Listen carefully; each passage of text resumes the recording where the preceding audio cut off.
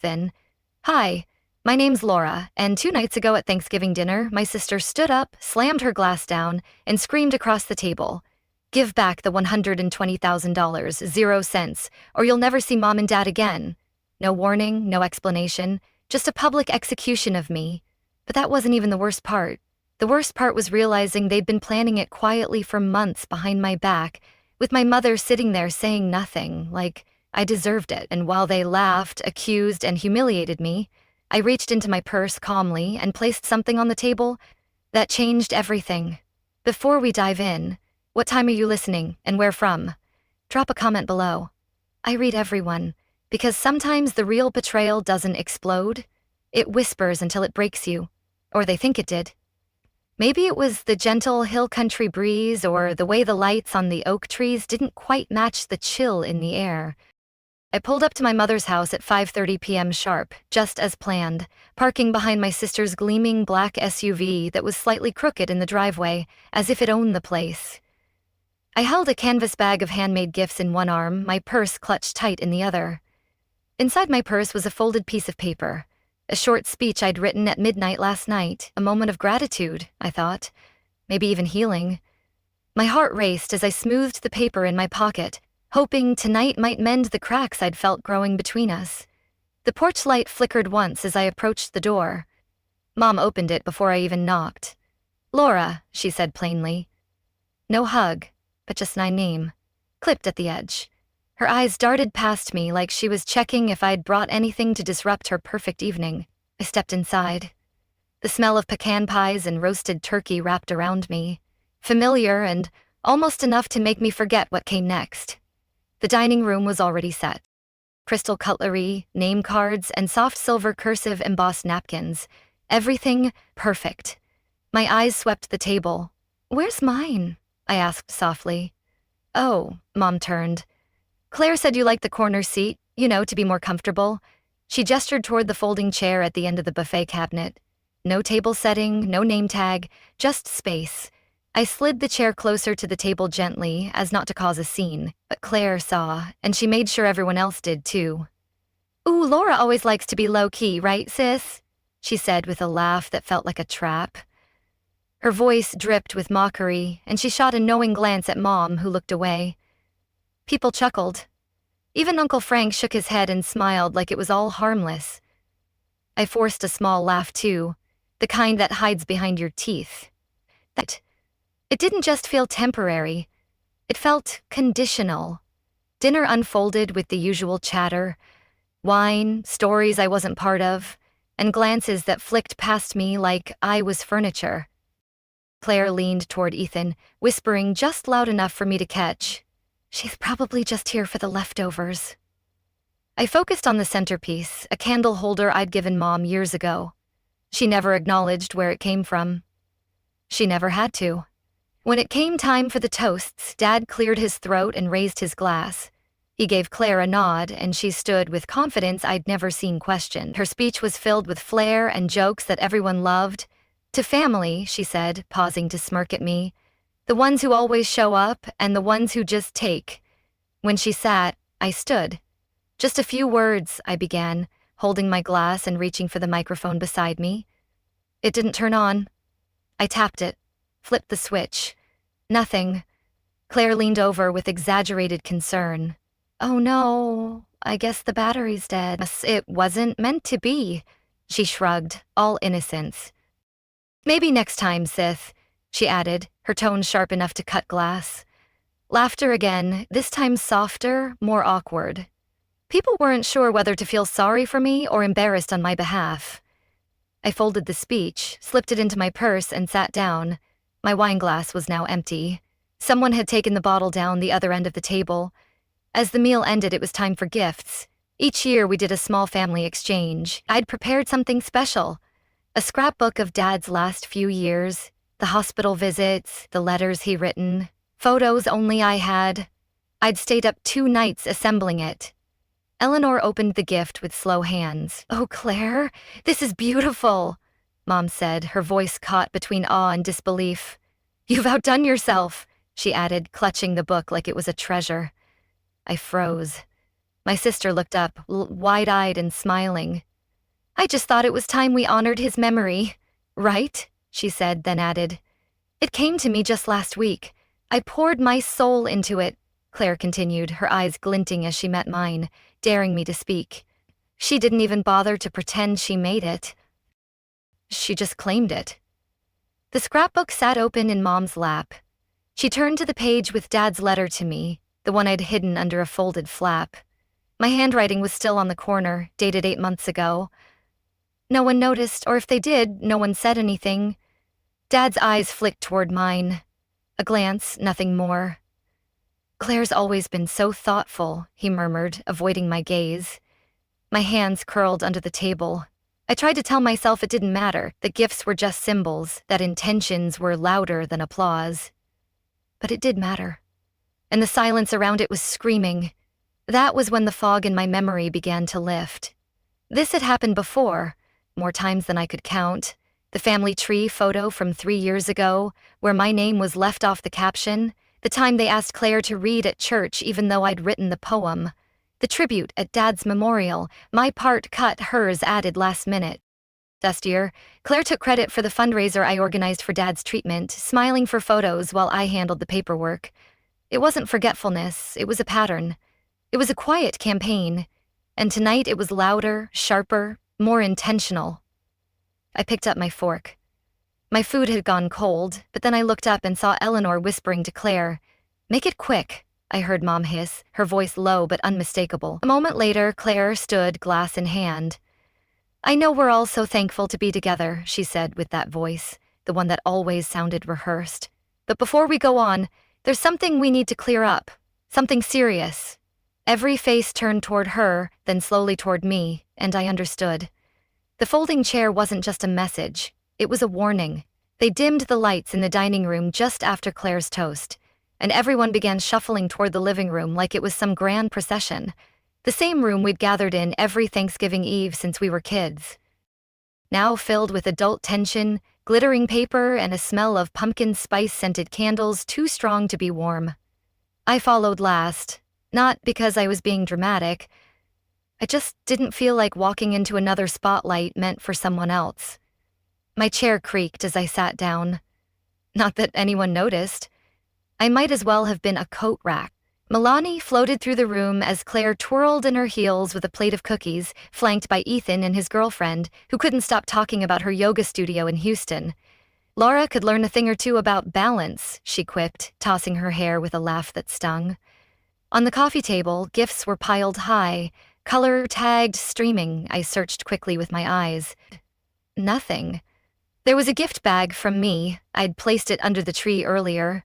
A small box of hand-poured candles I'd made with rosemary from Dad's old garden. I had written a simple note to Mom and Dad for quiet nights. Love, Laura. It was gone. Not opened, not on display, just gone. "Oh, those candles," Clara said later, catching my glance. "They didn't match the aesthetic. I tossed them." I tried not to overthink it. Maybe it had fallen behind the tree, maybe someone put it in the wrong pile, maybe it would show up. Instead of scanning the tree again, I reached for my phone, mostly to anchor myself. My fingers scrolled out of habit, but my brain whispered something I didn't want to hear. So I opened the forwarded email from Cousin Beth. I remembered asking her for the address last week. She had sent it without question. I clicked details, and there it was, an empty to-field that didn't include me. Beth had added my name manually as a separate forward.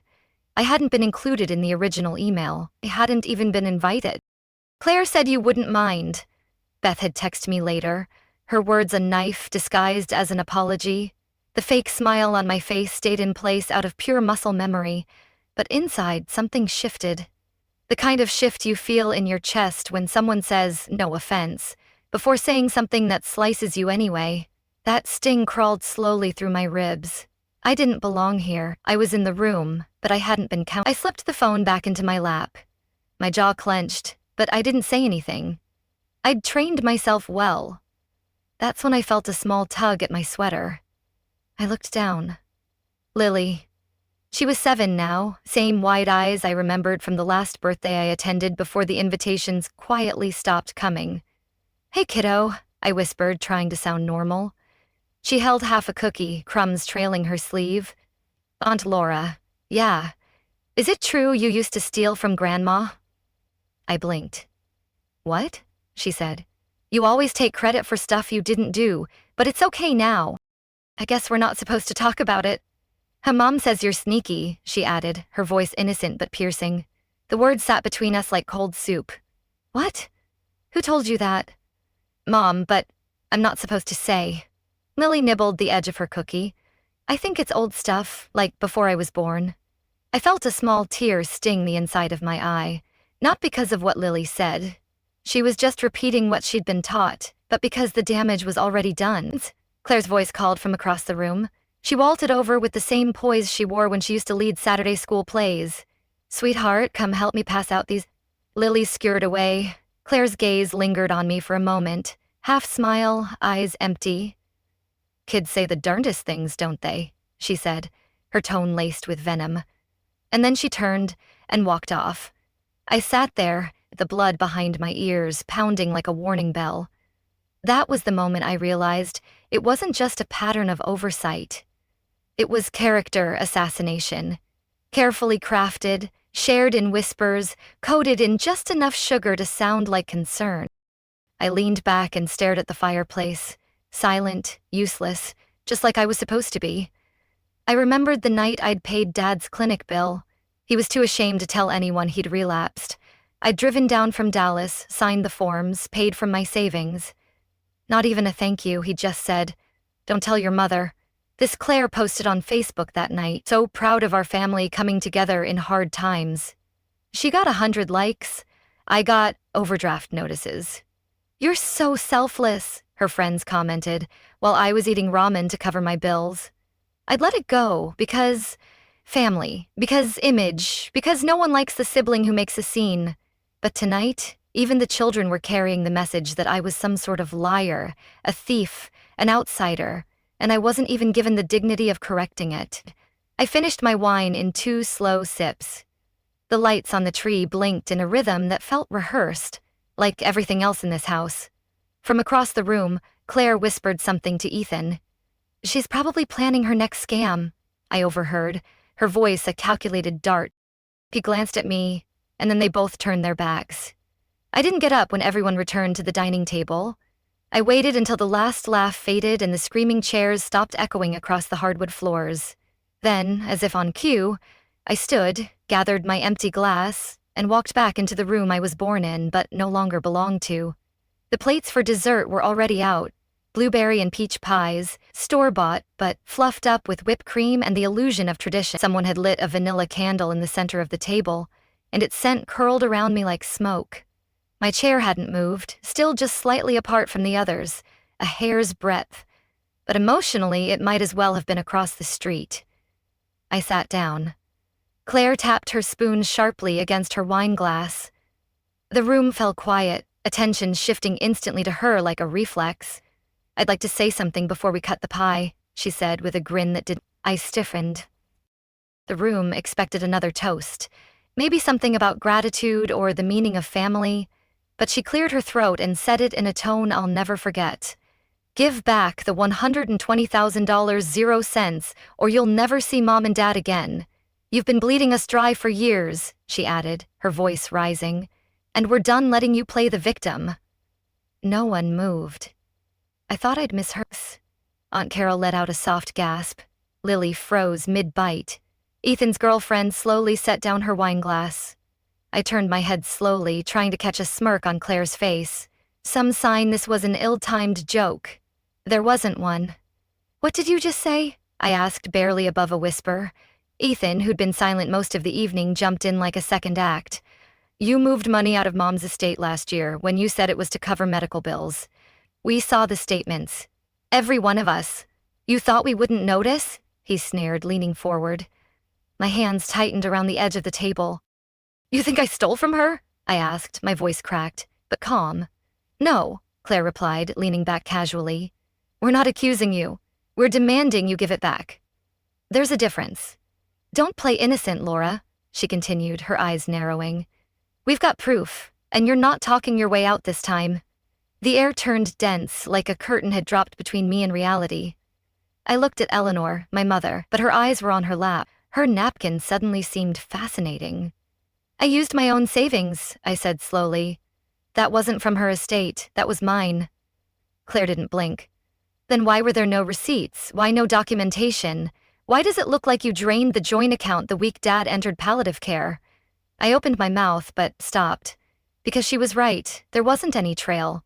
Dad had asked me to keep it quiet. I paid up front for the experimental trial when Medicare wouldn't. He said, "Don't let your mother know. It'll stress her out more than the cancer." And so I didn't. There had been no witness, no receipt, just my word. And apparently in this room, that word was worthless. "Wow," I said softly, scanning their faces I once trusted. "You really planned this?" "We didn't plan anything," Ethan said, shaking his head. "We just wanted the truth, and we want our money back." "You've always been greedy," he added, his voice cold. "This is just the final straw." I almost laughed. "Your money," Lily, seated beside him, mumbled without looking up, "told you she stole." The words sliced me open more than Claire's accusation ever could. I turned to Eleanor again, desperate, still thinking. Maybe, just maybe, she would look at me and say, "Stop, this isn't right." Laura would never. That was my answer. My mouth was dry, my heart not broken, burning. I reached into myself for a memory that felt solid. 4 years ago, when the insurance company denied the final treatment round, Dad had called me directly. "Laura," he'd said, voice thin, "I know I don't deserve it, but I think this might give me a few more months." I owed cents from my account that night. Dee made it to the trial, but the payment had been made without hesitation, without a paper trail. "You're the only one I trust," he'd said, his voice frail but certain. And now it was a noose they were pretending was a ribbon. I looked up again. Claire was smiling with her lips. Ethan was nodding like a reasonable man at a shareholder meeting. Eleanor still hadn't looked at me once. "This isn't about money," I said quietly. "This is about rewriting history again," Ethan scoffed. "Don't be dramatic." "Dramatic," I leaned in, my voice calm. "You corner me, accuse me in front of the entire family, and tell me I won't be allowed to see Mom and Dad unless I pay you ransom, and—" "I'm being dramatic," Claire waved a hand. "You're twisting it." "You're the one who's twisted everything," I shot back, my voice steady now. "You've been stealing my place in this family for years, and now you want my money too?" "No," I said. "I'm finally untwisting it." They didn't see it, but inside something shifted. I wasn't scared anymore. I wasn't hoping for anyone to defend me. I wasn't reaching for their version of love. I was looking at a table full of people who had rehearsed their lines, who knew when the beat would drop, who waited until dessert to take the final bite out of me, and I had finally lost the appetite to play along.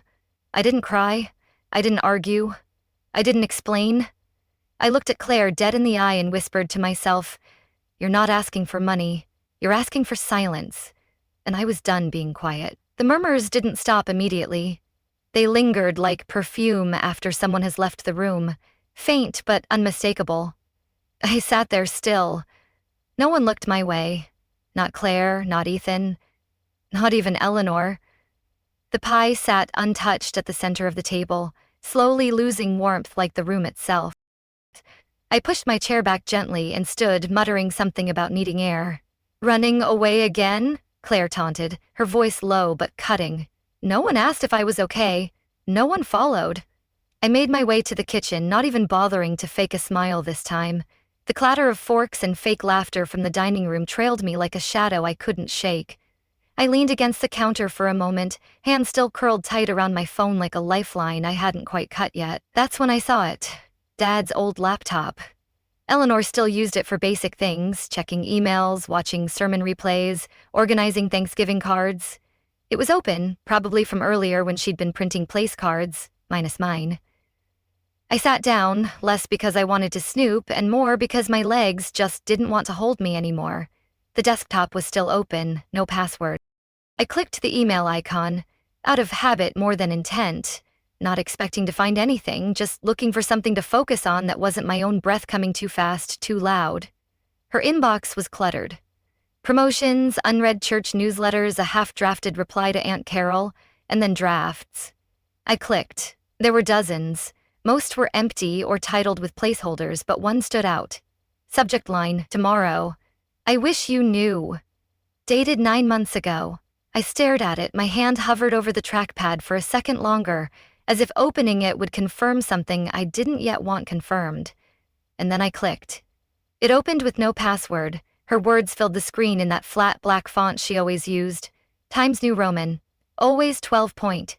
You paid for everything. I know that. I'm not blind. You do things with your whole heart. That terrifies me. I wish I'd told you sooner, but I was too afraid of her tears. There was more, but I didn't need to read further. I read it twice anyway, maybe 3 times. Each time a different sentence hit harder. Claire's always needed the spotlight, but you're the one who held us together. It continued, a confession too late to matter. The words weren't cruel. They weren't kind either. They were honest. And that was the worst part. She knew. She had known. All this time she saw what I did, what I gave, what I carried, and she still chose to sit in silence while her other children tore me apart. She didn't protect me because she didn't want to upset Claire. She didn't want to shift the family's mythos, its neatly packaged illusion where Claire was the golden girl and I was the bitter spare. I shut the laptop slowly. Outside, someone was laughing again. Dessert had resumed. In that moment, I wasn't just excluded. I was sacrificed. I caught my reflection in the microwave door across from the sink. My lipstick had faded. My eyes looked tired in a way Keeler couldn't fix. For a second, I didn't recognize myself. Not because I'd changed, but because I finally saw what they saw when they looked at me. An easy scapegoat, a placeholder daughter, a woman they only remembered existed when they needed a check, a ride, a favor. And they remembered quickly. I stood there letting the weight of Eleanor's unsent message settle over me. Years ago, after I paid off the last of the mortgage on this very house, Eleanor left me a voicemail. It was short, mumbled, clearly uncomfortable. We're grateful. I mean, I know you don't like praise, but thank you.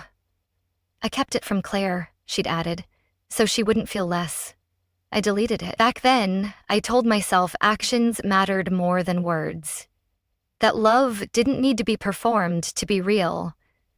But now I wish I'd kept that voicemail. But at least it had been something. Not a draft, not a ghost. I closed my eyes and took one last breath in that kitchen. Then I walked back into the dining room. They were halfway through pie. No one looked up, not even Lil. I grabbed my coat from the back of the chair. Claire raised an eyebrow without pausing her bite. Leaving already? Can handle the truth? She mocked, her voice dripping with triumph. I didn't reply right away. I pulled my scarf from the hook by the door, wrapped it around my neck slowly, purposefully. Then I turned to her and said, "Tell Mom I found her draft. And tell her I'm done being her secret," I added, my voice cutting through the room's false warmth. And then I walked out, coat half-buttoned, dignity intact, 2 blocks from my apartment. The coffee had gone cold in front of me, untouched. I wasn't reading. I wasn't scrolling. I was just holding space. My mind played that draft email over and over like a broken loop. Eleanor's voice, even through typed words, kept echoing inside me. You do things with your whole heart. That terrifies me. I wanted it to stop. I needed something to break the cycle. I reached for my purse, half expecting to grab my earbuds, maybe distract myself with music, but my fingers brushed against an envelope instead, thick cream-colored. I remembered it now. Claire had handed it to me earlier that week after brunch. Just an update, she'd said, waving it like it was nothing. Paperwork Mom wants everyone to have. Don't lose it, she'd smirked. It's important. At the time, I'd shoved it into my bag without looking. I didn't want to think about more documents, more reminders of shared responsibilities that always fell to me but never returned to me. Now, though, I opened it. Inside was a copy of their newly revised will. I unfolded it slowly. The legal wording was dense, written in the same cold, polished tone all lawyers seem to favor, designed to say everything while meaning as little as possible. My name wasn't there. Not once, not under the home, not under the joint savings, not under the life insurance, not even a personal item listed for sentimental value. I flipped the pages twice, then a third time. Nothing. A line near the end said it all. Laura has been provided for outside of this will. I hadn't been. That sentence was fiction, a formal lie dressed in official language. I stared at the paper like it might rearrange itself if I looked long enough. My coffee sat untouched. My heart didn't even ache. It simply stalled. I wasn't just erased. I was replaced. Years ago, I'd been set to receive 50% of the estate. I didn't ask for it. I never counted on it. But the fact it had once existed meant something. It acknowledged that I mattered. Now it was all to Claire and Ethan. Just like that, spent so many years filling in the gaps, paying for Dad's clinical trial when Medicare didn't cover it, refinancing my own condo to help renovate their kitchen, covering property taxes when Eleanor lost track of due dates. I never asked for applause. I never even asked for repayment, but this? This was a mistake. A message. You're not part of this family anymore, not in spirit, not in paper. My hands trembled, not from rage, not from heartbreak. It was the stillness of realizing something inside me had quietly shattered, and the sound had gone unheard. I whispered to the empty cafe, "You rewrote me out of your story, but I'm still the author of mine." Later that evening, after avoiding every call and ignoring every checking-in text from neighbors who'd probably seen the Facebook post Claire made about hard family decisions, I got a message from Ethan. "Can we meet?" I didn't respond right away, but I knew I would. An hour later, I slid into the passenger seat of his car, parked under a flickering streetlight outside the old high school. Neither of us said anything for a moment. He didn't look at me, stared out the windshield like he was watching fog form on the glass. "I tried to slow her down," he said finally. "Mom wouldn't stop her. Claire's always been her favorite," he admitted, his voice heavy. "But I think she'd go this far." My voice stayed level. "You didn't try hard enough." He nodded like he expected that. "You shouldn't have found out that way. I shouldn't have found out at all." He shifted, finally glancing over. "It wasn't about money. It was about distance. You've always been on the outside, Laura. Maybe this just put it on paper. You're too good for us and they hate it," he said, almost to himself. I looked at him then and saw a brother I no longer recognized. "Why didn't you tell me?" He hesitated. "Because I thought maybe you'd finally leave if you saw it in writing. And maybe I was too weak to lose you," he added, his voice cracking. The silence between us thickened, not from discomfort but from the sheer weight of the truth finally spoken. I stepped out of the car without another word. Rain had started, soft and steady, soaking through my coat before I'd made it halfway down the block. But I didn't rush. They didn't just remove my name from a will. They'd removed me from the narrative of our family, rewriting it to fit their version of events, their hierarchy, their comfort. The money didn't matter. The lies did. The intentional eraser did. The fact that they had all decided in quiet, colluding moments that I was no longer worth a mention, that I could disappear and it would be easier for them. If being forgotten was the goal, they'd finally done it. But I remember everything, and I was done staying quiet. I didn't go straight to bed that night. Instead, I walked home under a gray sky, the kind that threatened to pour but never quite followed through. The drizzle stuck to my coat like static. My boots made soft thuds on the pavement, and inside me, a quiet final shift had taken place. No more trying to be graceful, no more hoping they'd see me. By the time I stepped into my apartment, the weight of everything I hadn't said, hadn't dared to admit even to myself, pressed down like soaked wool.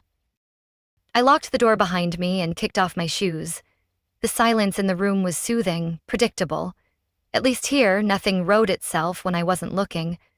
I dropped my bag on the table and walked straight to the hallway closet. Not because I needed anything, but because suddenly I needed to do something. I started cleaning, pulling open drawers, tossing out receipts I didn't need, boxing up winter scarves I hadn't worn in years. Each motion steadied me like I was digging through the past to find something buried. And then I did. At the bottom of an old wooden tray I kept for extra cords and office supplies, a small black thumb drive caught my eye. A piece of tape wrapped around it in fading Sharpie. Read, "Dad's hospital and records." I stared at it, and just like that, a switch flipped. I crossed the room, plugged it into my laptop, and waited for the files to load. Inside, folder after folder appeared. Clean, organized. My old self had been meticulous. Medical invoices, email printouts, transfer logs, notes I'd written to remind myself who had said what on which phone call. And there it was, a PDF dated almost 4 years ago. $120,000, 0 cents wire transfer to Cedar Hills Hospital Trust. I opened it. It was from my personal checking account. Not Eleanor's, not the estate. Mine. Time-stamped, verified, final. I found an email from Dad, too.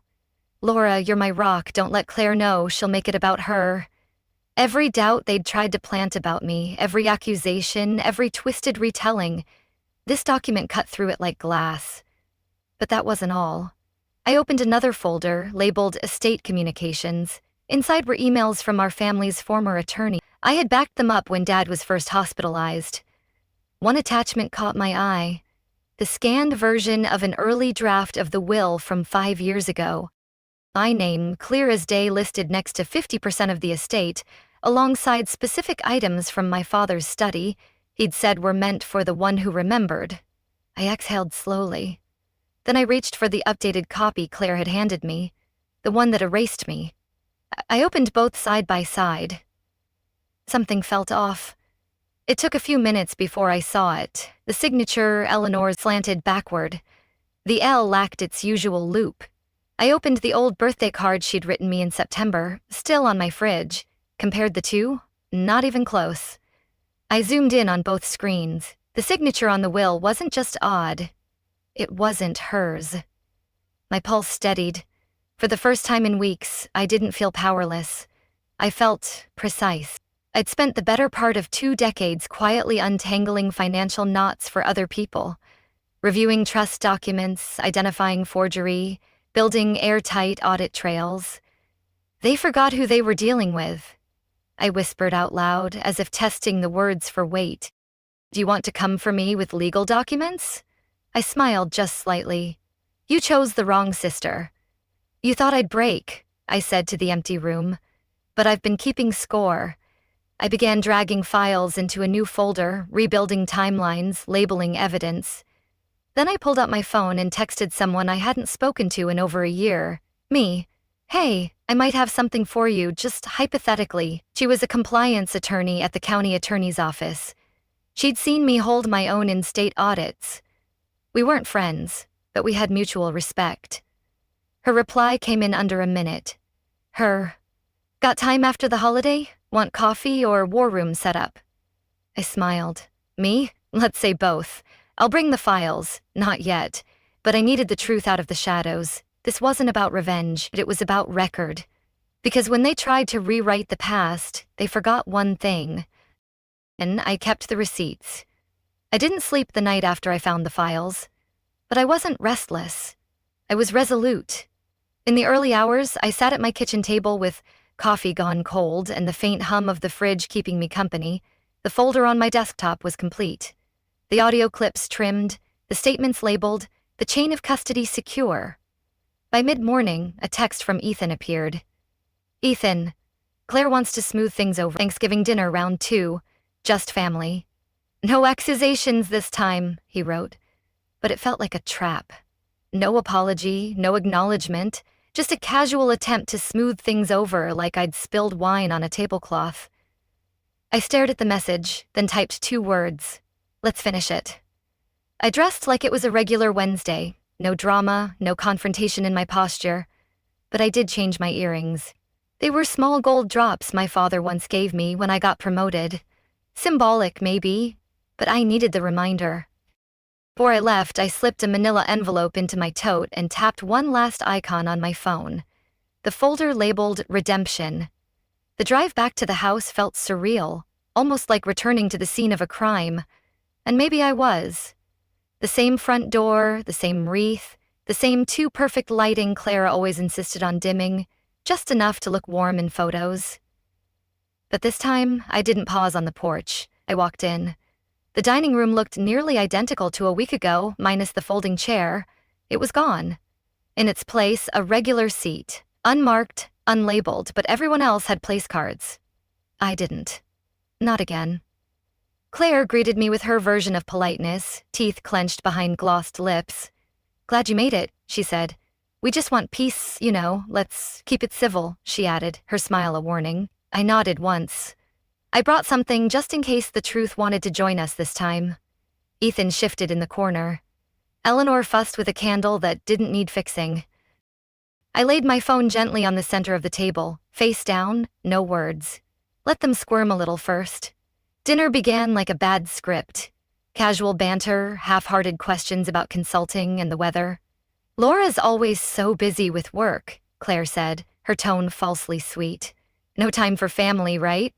But no one looked at me for long. Even Lily, once so curious, kept her eyes on her plate. I waited until coffee was... Then I tapped play.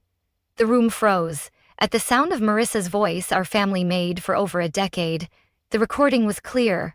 She told me not to dust the side drawer. That's where she kept the backup. Will said she'd clean it up before anyone noticed. Eleanor's spoon clattered into her cup. Claire's smile vanished like fog in sunlight.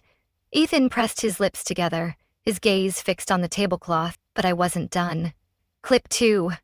Claire's laugh filled the room. A recording taken during one of her wine-fueled backyard parties. A clip I hadn't meant to capture. But the truth has a funny way of saving itself. Laura's too quiet to fight back. She'll probably cry and disappear, that's her thing. Besides, once it's in writing, it's real. No one checks signatures. They just sign where I say, I've got her right where I want her, she'd bragged, her voice chillingly smug. I didn't look around immediately. I let them feel it. When I finally raised my eyes and stared out the window. Claire didn't blink. I took a sip of my water, then placed a sealed envelope beside my phone and slid it toward the center. This, I said calmly, is a formal report prepared for the county attorney's office. It includes financial records, forgery assessments, and witness statements. You have until Christmas. Truth doesn't need your permission. No one spoke. I stood up, pulled my chair in gently, and adjusted the strap of my bag. Don't worry, I added, glancing at Eleanor. I won't make a scene. Eleanor's eyes welled, but she didn't say a word. Claire opened her mouth, but no sound came for once. You'll regret this, she hissed, but it was weak, hollow. And I walked out. 2 days passed. I didn't hear from Claire, Eleanor, or Ethan, but I didn't expect to. The fallout from Thanksgiving round 2 was still floating in the air like ash after a fire. Then, at 7:22 a.m., I got the voicemail. It was from Human Resources at my firm. Hi, Laura. Sorry to bother you this early. There's something we need to discuss immediately. A recording surfaced overnight. It's sensitive. Someone claims it's you in the clip saying you've manipulated estate records and forged documents. Legal's reviewing it. We need to meet today. I don't even finish my coffee. My thumb shook as I tapped the screen and opened the link they'd sent. There I was, my voice anyway, spliced together to say words I'd never... Covering trails, forging language. Doesn't matter, they'll believe me anyway. Fake, but precise, deliberate. I paused it, took a breath, played it again. It was my voice, my tone, my pauses. And yet, I'd never said that. Not in that order, not like that. I knew immediately, Claire, she'd hit back. You think you're clever? I muttered, imagining her smug grin as she crafted this lie. For a moment, I sat frozen in my car outside the office, gripping the steering wheel so hard my knuckles widened. What if they believe her? I whispered to no one.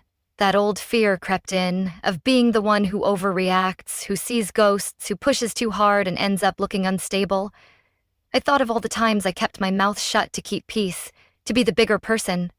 And now my silence was being weaponized. But I didn't walk into that office shaking. I walked in with my head held level and my voice low. I didn't say what's in that tape, and I can prove it. They listened. Legal pulled in the compliance team. Forensics took over. I left them with everything they needed. And then I went home. That night, just as I finished organizing more files for the DA, a knock came at my door. It was Ethan. He looked like he hadn't slept in 3 days. No coat, just a hoodie and jeans soaked at the sleeves. I can't do this anymore, he said. I didn't invite him in. He didn't ask. He pulled a thumb drive from his pocket and handed it to me. She used editing software. I found the project file on her desktop. It had the raw audio from last year, stuff you recorded at Dad's bedside. She cut and spliced it. He clutched his thick breath. I didn't help her, but I didn't stop her either. I thought she'd just rant and move on. I was scared of her, Laura, he confessed, his eyes pleading. She has always controlled everything. I stared at him, my hand still. My voice didn't rise. You thought wrong. He looked at the floor. Is it too late to fix it? No, I said, but you won't be the one to fix it. You stood by while she buried me, I added, my words sharp. That's on you now. I closed the door without saying goodbye. That night, I sent everything, his drive, my files, every email chain and invoice copy to my firm's legal team. The verification came quickly. Audio tampering, document falsification, and clear digital breadcrumbs leading back to Claire's user ID. The firm cleared me. No suspension, no reprimand, just quiet vindication. Then I gave the same package, neatly bound, to a lawyer who owed me a favor from 6 years back, one who worked across the street from Claire's marketing agency. And just for good measure, the DA's office received a copy, sealed, logged, with the dates and metadata already certified. I didn't need a headline, I just needed it on record. The next evening, I got in my car again, but not to fight, to finish. I drove to my parents' house for the last time.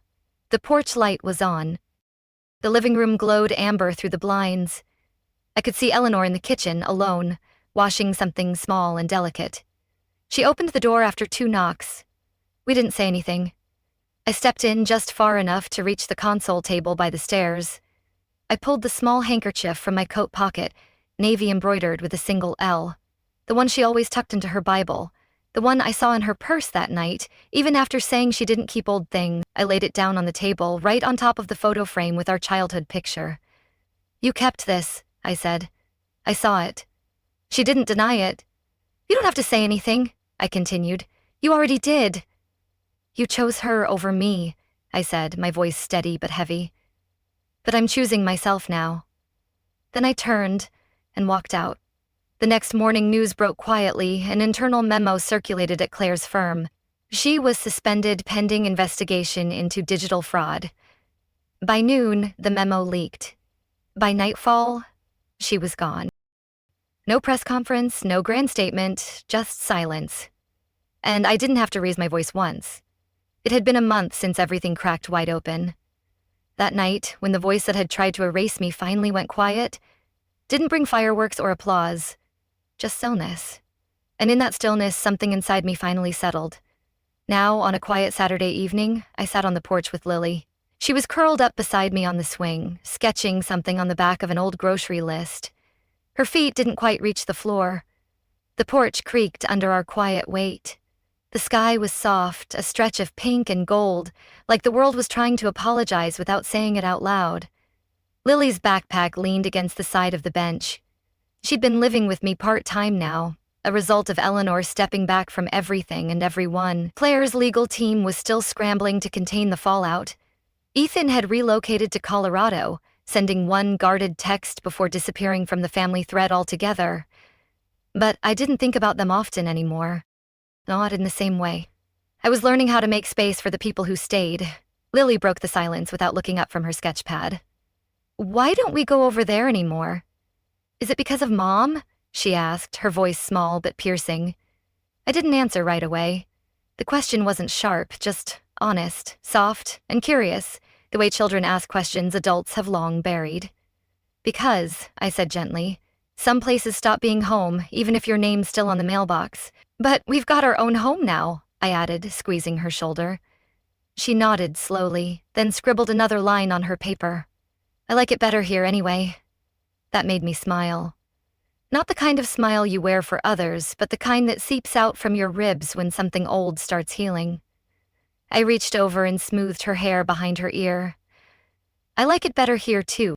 After she went to bed, I stood in the doorway of her room for a while, just watching her breathe, arms flung out over the covers like she trusted the world not to pull them away. Then I went to my own room and pulled out a box I hadn't opened in years. Moved with me across 3 addresses and 2 promotions. I'd almost thrown it out once, twice. Inside, among a few old letters and faded photographs, was the navy handkerchief, folded, still clean, still soft. I laid it across my nightstand, not out of sentiment, but as a reminder. Underneath it, I slipped a note I had written on the back of a payroll envelope. Just one sentence. Home is not a place, it's who still waits for you. And sometimes that means you. The next morning, my firm sent an announcement. I'd been promoted. I would now oversee a new program, one I helped pitch but never thought I'd lead.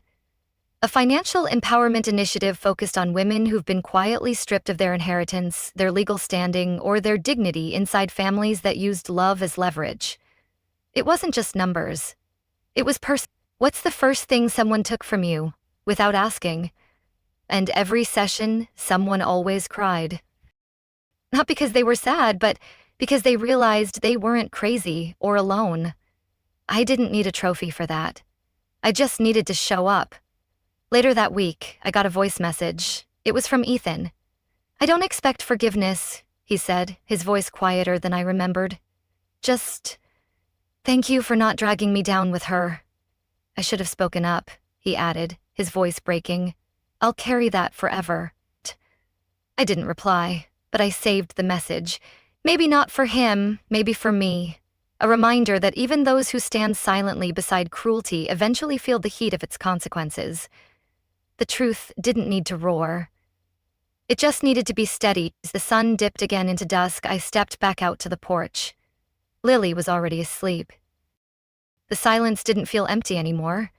I'd stopped waiting for someone to come back and make it all right. The apology never came. Neither did the handwritten letter. The will wasn't rewritten. There was no redemption arc, no reunion hug. But in all that absence, I found something else. A deeper kind of peace. The kind that doesn't need permission. The kind that teaches you not everything broken needs to be rebuilt. Some things are meant to be left behind so you can walk forward lighter. Because sometimes, the only family that matters is the one who never asked you to disappear in the first